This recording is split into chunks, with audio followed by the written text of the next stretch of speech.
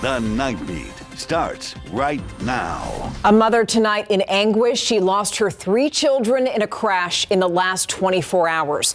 And now people are asking whether the roadway where the accident happened is safe. The vehicle the brothers and the sister were in T-boned on Thousand Oaks near Parent Bidle.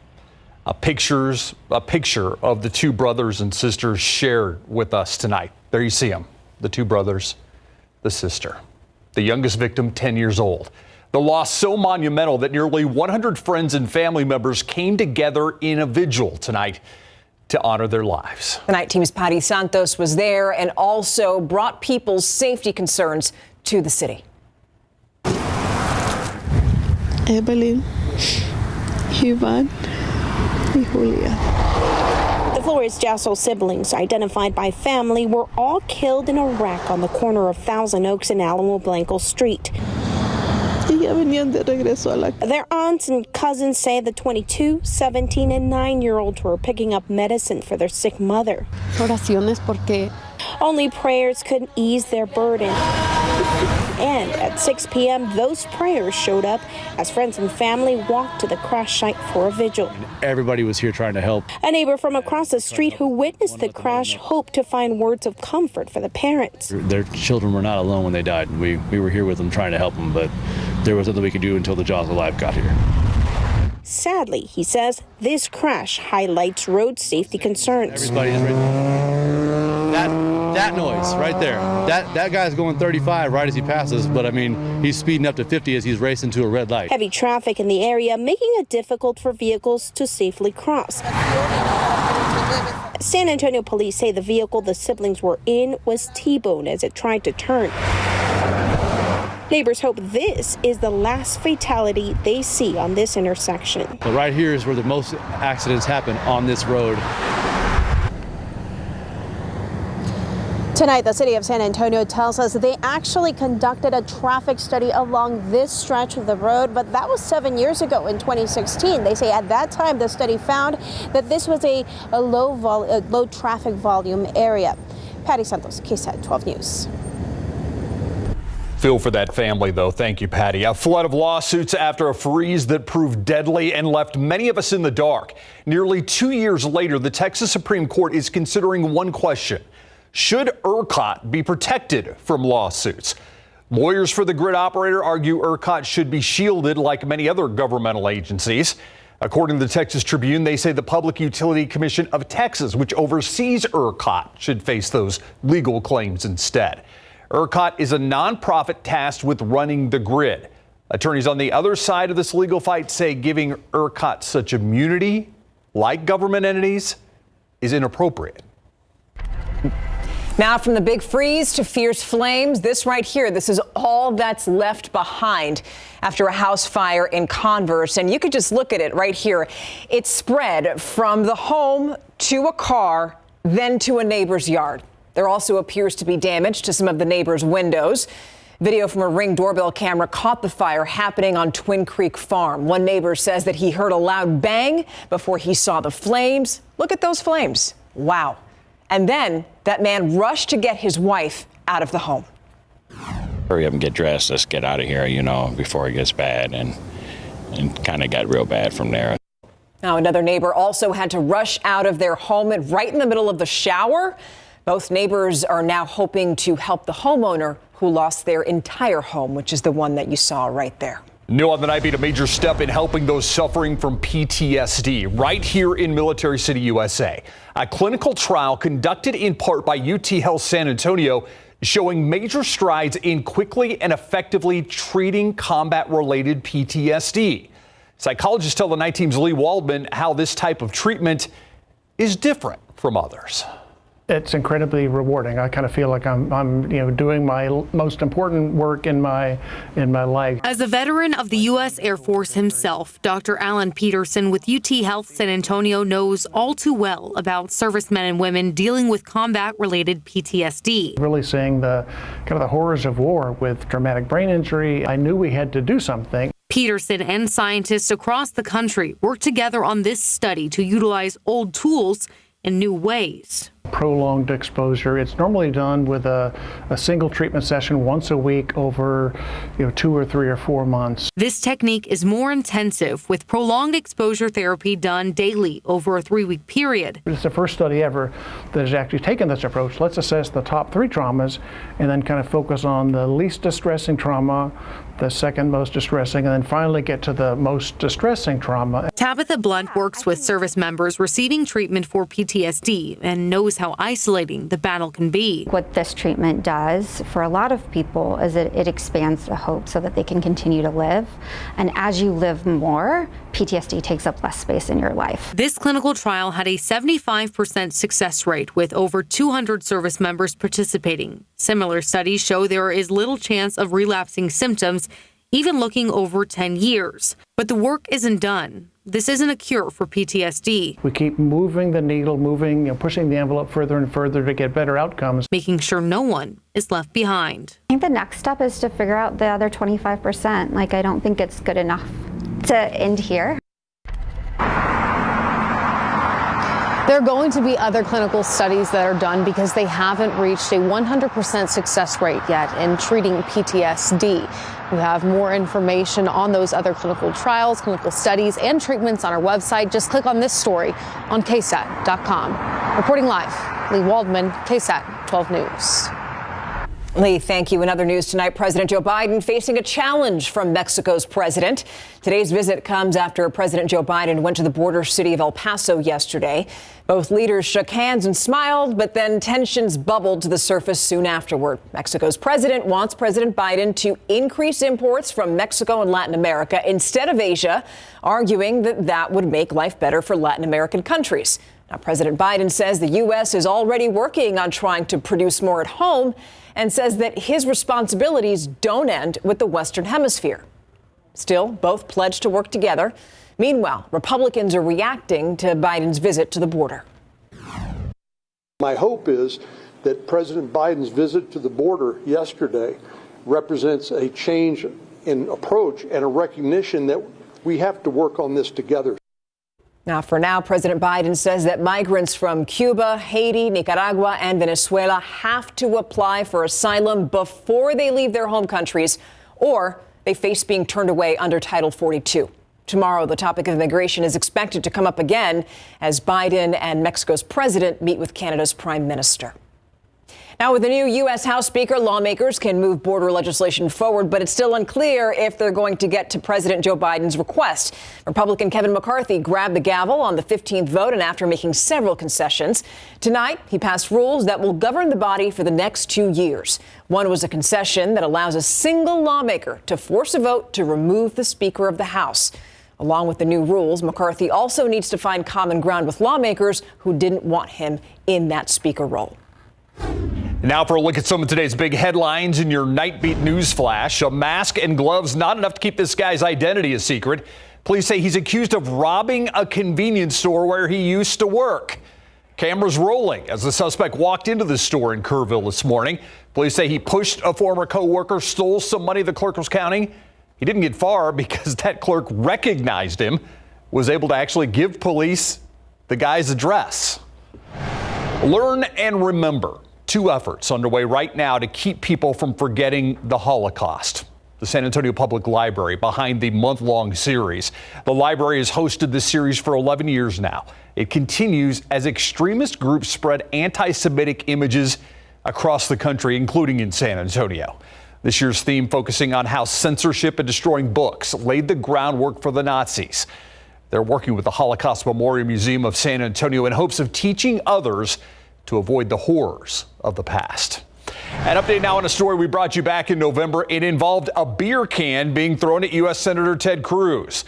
The man accused of throwing that can not going to face charges. Happened during a World Series parade for the Houston Astros. Our sister station, KPRC, obtained records that showed the 33-year-old threw 2 cans of beer at Cruz while the senator was on a parade float.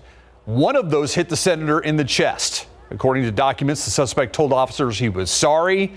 On Friday, he was no-billed in the case, meaning that case will not move forward. And that's a look at your Nightbeat News Flash. Some mild temperatures right now, but there will be a cold front later this week to change things up. As for tomorrow morning, 52 degrees to start your day. That's at 7 a.m. with areas of fog. So anticipate the reduced visibility for the morning commute. Into the hill country, we'll see some upper 40s, including Bandera, Kerrville, Comfort, 48 degrees, but around San Antonio, generally lower 50s in the morning. We have that midweek cold front to talk about and how it's going to impact our temperatures, if there's any hope for rain with it, and mountain cedar when it's likely to spike in just a bit. Thank you, Adam. Still ahead on the Nightbeat, Buffalo Bills safety Damar Hamlin continuing his extraordinary recovery. His coach visiting him today. Super excited that he's back in Buffalo. He's doing well and a little bit tired, but it was good to see him in person for the first time in a while. Yeah, he's back in Buffalo from Cincinnati. 1 week since that injury on the field. Our Greg Simmons tracking the story that's rattled and rallied the NFL around one player. Coming up in sports. Plus, helping children battling obesity. One medical organization just released its plan. It's different for young and older kids. Why doctors say that surgery and some drugs may actually be life-saving. And a 6-year-old child taken into police custody. Investigators say that student shot a teacher. Where the gun came from and what happened during the shooting. It's next on the Nightbeat.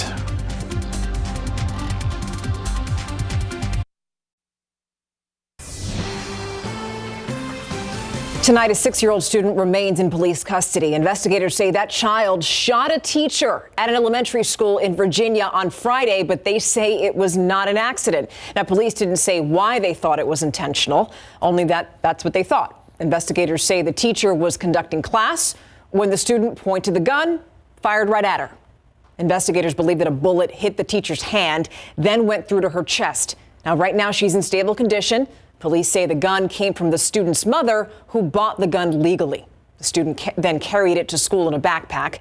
Now, no other students were hurt. And amazingly, while that teacher was wounded, she made sure that her other students stayed safe. Now to a recall alert that some parents may have missed. 2 massive recalls for sleepers are being announced again because more infants died from suffocation. They are Fisher-Price's Rock and Play sleepers. Since the first recall in 2019, 8 more infants have died. In all, about 100 deaths are linked to these type of sleepers. Kids 2 also re-announcing a recall for its rocking sleeper because 4 more infants have died in the past 3 years in their product. Incline sleepers now banned by federal law. They're no longer made or legally sold, but they still may be in many homes. Now, a new way of looking at childhood obesity is topping tonight's health headlines. A doctor with the American Academy of Pediatrics says that waiting to see if a child or a teen outgrows obesity is only making the problem worse. So now new guidelines are out. They're the first that the group has released in 15 years. This is the AAP, which says that for children as young as 2, that means nutrition support and increased exercise. Now, those 12 and older may be prescribed appropriate drugs to help fight obesity. And at age 13 or older, weight loss surgery may be recommended in the case of severe obesity. Now, the Academy says that more than 14 million children in this country are considered obese. Now, doctors say that viewing obesity as a personal problem or just not working hard enough is really not accurate. Research shows that if left untreated, obesity can lead to problems like bone and joint issues, diabetes, and depression. All right, if you're an artist, this may be right up your alley. You have a chance to turn an alley in the heart of downtown into a creative work of art. Centro San Antonio wants you to hear and listen and learn about Peacock Alley. It's just located off of Broadway. Centro San Antonio offering a grant to selected artists who will get to upgrade the look of the alley. They also want feedback on designs, and once the alley is complete, they hope the project may help local businesses as well. We have a link to apply for the grant at KSAT.com. It will be awarded at the end of the month. Place looks so cool. All right, now here's a live look outside. Sky 12 is over the historic Market Square. Looking really nice out there right now. 61 degrees. The one thing you can't see right now, ooh, that mountain cedar. Oh, that's right. And get ready for the mountain cedar to jump later this week behind a cold front. It's that time of year. You get a cold front and a north wind, and mountain cedar spikes. Morning fog the next few days. So we'll have that for the morning commute tomorrow and then again Wednesday morning. Cold front hits midweek. We're talking Wednesday evening, Wednesday night, and get ready for a bit of a temperature swing with that cold front. However, not a freeze. That's the key. We're not expecting a freeze around here. Morning low temperatures should only get as cool as about 40 degrees in the days ahead from that cold front that's going to be headed through. All right, let's get the big picture and take a look at what's happening out there. And overall, it's been mild. We're going to have a few mild days before we get that cold front that's going to move into town and change things up a little bit. Let me grab the... There we go. Let's see. Here we go. Well, wouldn't you know, we're going to do this the old-fashioned way and just press spacebar. All right, morning low temperatures falling down to near 40 Friday and Saturday, but that's as low as they'll go behind this cold front. All right, let's take a look at the forecast for tomorrow morning. 52 degrees here in town, will be upper 40s in the hill country, and then by the afternoon, we're well into the 70s, even 80 degrees. I mean, we're talking 82 in Del Rio, 81 Carrizo Springs, Cotulla, 83 degrees. Locally, upper 70s, right around 80. And I do think once we get rid of the morning fog, we'll have a lot of sunshine in the afternoon, a good amount of sunshine. There you have it. 70 degrees at noon and sunny, 77 by 4 p.m., the high temperature. We get to 80 on Wednesday, and then notice how by Thursday and Friday, those temperatures fall off again with highs down into the 60s, which is still above average for this time of year. Okay, quick look off to the west, and that's where the big headline is and the big story. All that moisture, the atmospheric river coming on shore, providing the significant rainfall and higher elevation snow to California. Now, part of that upper system and that energy is going to move eastward and have a little impact on our weather and influence our weather, but not significantly. Notice how the moisture stays north of us, stays away from us. It will help develop that cold front that'll hit Wednesday night, but that's it. And it's not going to provide any rainfall, unfortunately. You look at the trend over the next 7 days, and unfortunately, it just gets deflected all around Texas and basically up and down the plains. It's just not our time for the precipitation. Here's one thing I want to get you ready for. The wind gusting up to 30, and I even think 35 miles per hour on Thursday. This model is saying up to 27. I think it's going to be a bit higher than that behind the cold front on Thursday. And you know what that means this time of year? Mountain cedar is likely to jump. So it's moderate today at 580. Then that cold front moves through Wednesday night. And so on Thursday, we're expecting that mountain cedar count to rise again because of that north wind and that higher concentration of cedar trees up in the hill country. When you have clicker problems, you use the space bar. And so that's what we've been doing this whole time. So thank you for your patience. So what you're basically saying is Thursday it's going to be raining cedar. Raining cedar is what you're basically telling us. I wasn't trying to hide from everybody, I promise. But notice a lot of sunshine there over the next 7 days. Unfortunately, we can't muster up any good rain. All right. Adam, thank you. I was confused like Friday. You know what happened Friday when everything crashed. I didn't know y'all weren't in the studio. I know you were at the AT&T Center. No we idea were in the what was going newsroom, on. and it worked out. It was fun. I walked into it again. You know, the Spurs have played two tough teams pretty tough, but they don't have any wins to show for. Well, and they're shorthanded on top of it all here. But they gave it a fight tonight. They actually had the lead in the fourth quarter when we come back. More about the Spurs giving it a go in Memphis. First game of back-to-backs there. And back home in the Dome, they're ready for the 50th anniversary, getting started with the court. Coming up.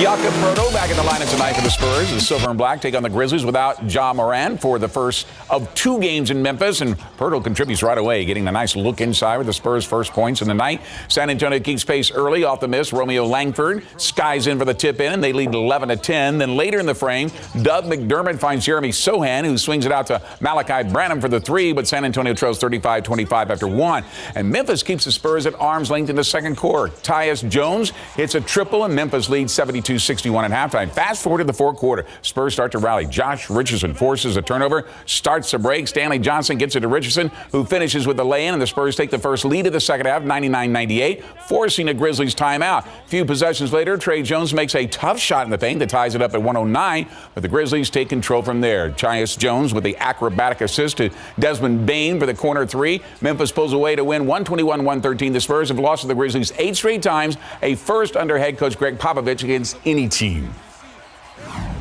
We found the grunt in the second half and gave ourselves a chance. Once we tied it, and there came, whatever. Bad shot, turnover, they make a three, all of a sudden it's a 6 or 8 point game. Story of the season so far. So that's what we're trying to work on. All right, they'll try and do it again on Wednesday at 7 p.m. in Memphis. The San Antonio Spurs Fiesta-themed court has been installed on the Alamo Dome for their 50th anniversary game, which will be held this Friday in what is being billed as back home in the Dome. That's where the Spurs called home from 1993 to 2002 before moving to the AT&T Center in 2003. So far, 59,436 tickets have been sold, leaving the Spurs about 2,600 shy of the all-time regular season attendance record set back in 1998 at 62,046 in the Georgia Dome between the Bulls and the Hawks. And as you can see, the capacity is over 65,000 with the court set in the Final Four configuration. Tip-off against Golden State on Friday is at 6:30. And there is speculation tonight that the Golden State Warriors will have Steph Curry back in line up for that game when they face the Spurs during the historic game this Friday. Curry has missed the last 11 games with a shoulder injury, but now may return to the court as early as tomorrow when the Warriors face the Phoenix Suns. Today, Steph was a full participant in practice as he wears a sleeve on his left arm. In his absence, the Warriors have gone 6-5 after he was injured against Indiana. Pro football coverage powered by Davis Law Firm. Dallas Cowboys are limping into the playoffs following their lackluster and anemic offensive performance against the eliminated Washington Commanders, who started a rookie at quarterback on Sunday, Sam Howell. Dak Prescott provided us with his worst performance of the season, completing only 14 of his 37 pass attempts, which is good for 37.8%, the worst of his career. And he gave up another interception, this time for a touchdown, finishing with 15 total in the season, which ties for the season high in the NFL with the Texans' Davis Mills. And remember, he missed 5 games. Now, following the 26-6 loss, they have to face the Buccaneers in Tampa to open the playoffs, who they lost to in their season opener 19-3. Completely not who we are. I don't think I've seen us like that in damn sure the last 2 years. Something that as much as you want to burn the tape and move on, know we got forward, there's a lot that we've got to learn from and get better and use this tape. And you can see if the Cowboys recover against Tampa Bay, since that game will be on Monday Night Football 1 week from tonight, 7:15 p.m. live on KSAT 12. Not long after the Houston Texans won a game they should have lost, Lovie Smith was fired as their head coach. In beating the Colts in Indianapolis 32-31, they became the second worst team in the NFL, giving the Chicago Bears their #1 overall draft pick this spring. After finishing 3-13-1, Smith became the Texans' second coach to be fired after only 1 year. We feel there's a strong list of potential head coach candidates, and we're excited to work with them. We're going to pick the best coach to take this team into our next future with significant draft capital, salary cap space, and talented young roster. Texans have received permission to interview 49ers defensive coordinator DeMeco Ryans, who is a former Texan. First, the Texans' Lovie Smith. Last night, today, Cliff Kingsbury became the latest NFL coach to lose his job after he's fired by the Arizona Cardinals. Kingsbury, who grew up in New Braunfels after he was born right here in San Antonio, and was quarterback for the Unicorns before moving on to Texas Tech and later into coaching, where he was the offensive coordinator at Texas A&M when Johnny Manziel won the Heisman Trophy in 2012. And get this, his firing comes less than a year after he signed a contract extension with the Cardinals through 2027. Kingsbury's dismissal comes 1 day after the Cardinals lost to the 49ers 38-13 to finish their season at 4-13. Damar Hamlin released from the hospital in Cincinnati. Next. And this is not a wrong score. The Georgia Bulldogs scored the largest margin of victory in a college football national championship game tonight when they defeated TCU 65-7. They led by 31 points at halftime and scored 58-point margin of victory in the process. And 1 week after suffering a cardiac arrest on Monday Night Football and fighting for his life in intensive care, today Bills safety Damar Hamlin was released from the hospital in Cincinnati, returned to Buffalo to continue treatment. Now, emphasize he's not out of the hospital overall yet. He still has a recovery road to climb here, but he was well enough to be transported. Well, and as dire as it looked 1 week ago at this time. That's 1 week only. It's amazing. Yeah. We'll be right back. That's it for the Night Beat. GMSA at 4:30. Have a wonderful night. We'll see you tomorrow.